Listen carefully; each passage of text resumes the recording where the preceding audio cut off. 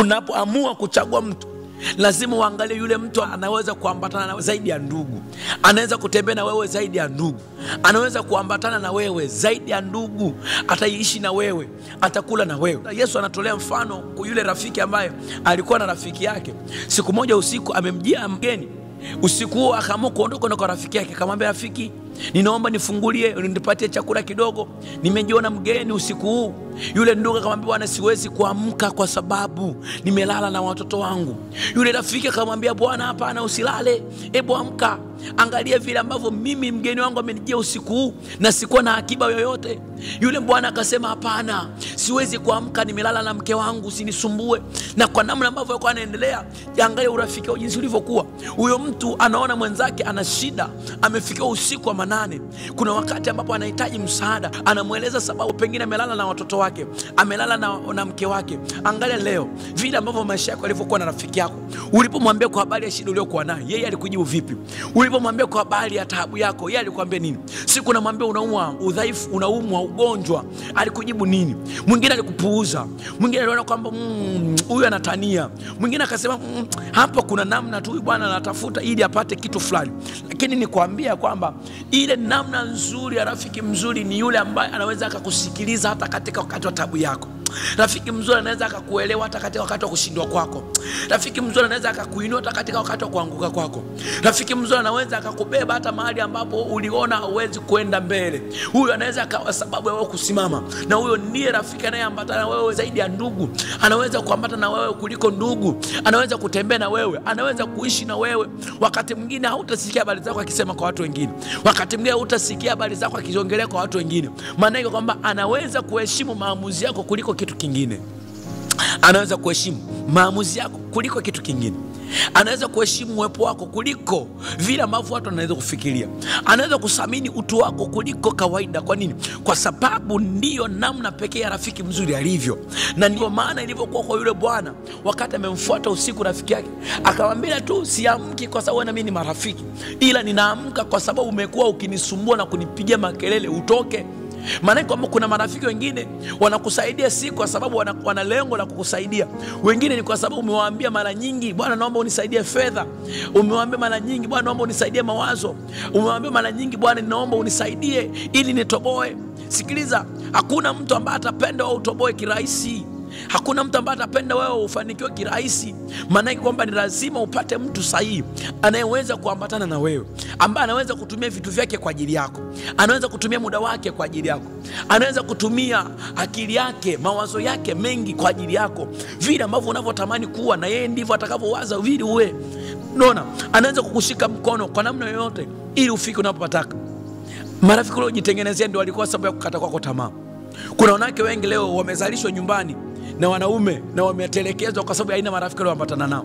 Kuna wanawake wengi leo wamekuwa walevi si kwa sababu walitaka kulewa, ila haina marafiki walioambatana nao ili wapeleke wao kuanza kuingia kwenye ulevi. Kuna wanawake wengi leo wanadanga, wamekuwa wanajiuza si kwa sababu wao wenyewe walitaka kujiuza ama hali ya uchumi ilikuwa ni mbaya. Hapana, ni kwa sababu haina watu waliambatana nao. Rafiki, jifunze kuchagua rafiki mzuri.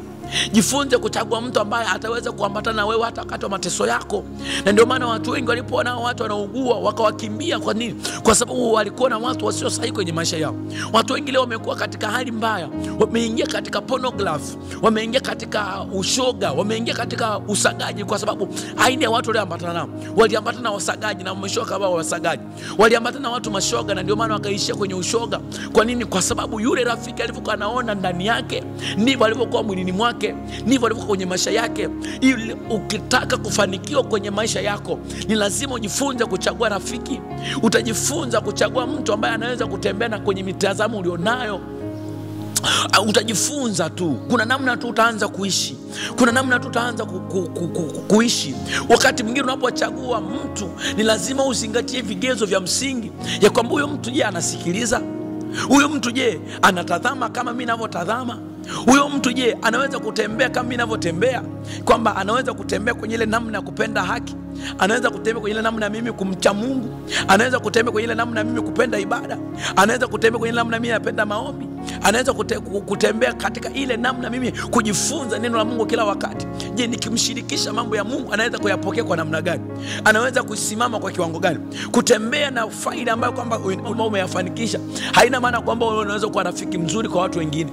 Kutembea kwamba umefanikiwa kimaisha haina maana kwamba unaweza kuwa rafiki mzuri kwa watu wengine. Hapana, bali kwa namna ambavyo utakuwa tayari kuambatana na yule rafiki kwa jinsi alivyo, hata kama ni masikini, hata kama ni fukara, hata kama ni wa kawaida, hata kama, lakini kumbuka neno hili ya kwamba potential nyingi ya mtu iko katika moyo wake. Kufanikiwa kwingi kwa mtu kupo katika moyo wake. Kuinuka kwa watu wengi wakuu kupo katika mioyo yao, ila kunategemea aina ya watu wanaoweza kuambatana nao.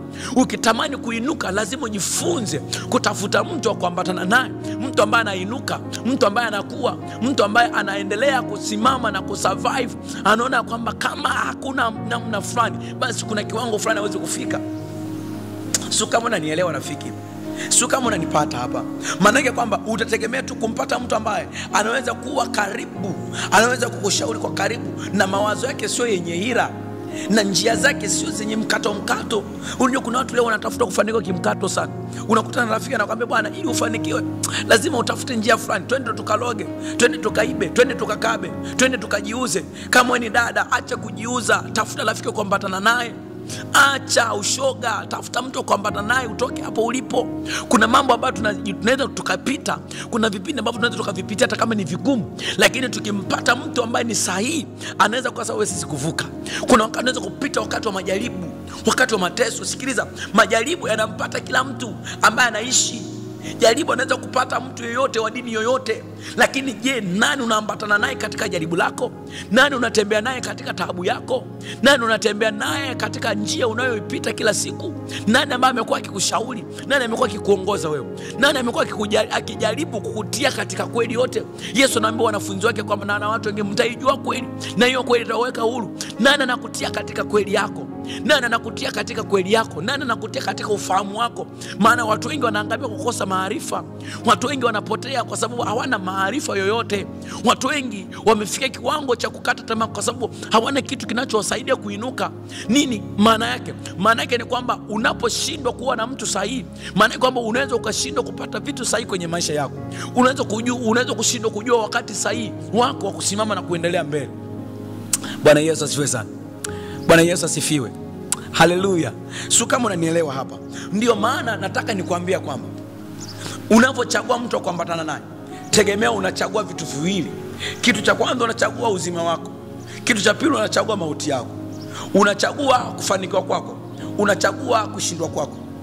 Unachagua baraka yako, unachagua laana yako. Unachagua.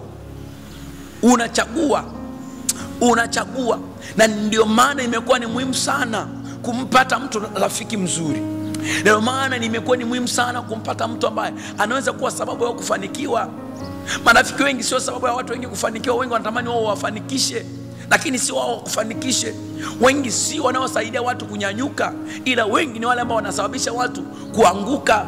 Wengi hawatamani kuona ukifika hapo ulipo. Wengi, dunia leo haina watu ambao kama watu wao nao zamani. Kipindi kile hata cha Nutu haina watu walioambatana, ni wale wa familia yake. Kwa nini? Kwa sababu wale ndio walikuwa wanajua umuhimu wa mwenzao.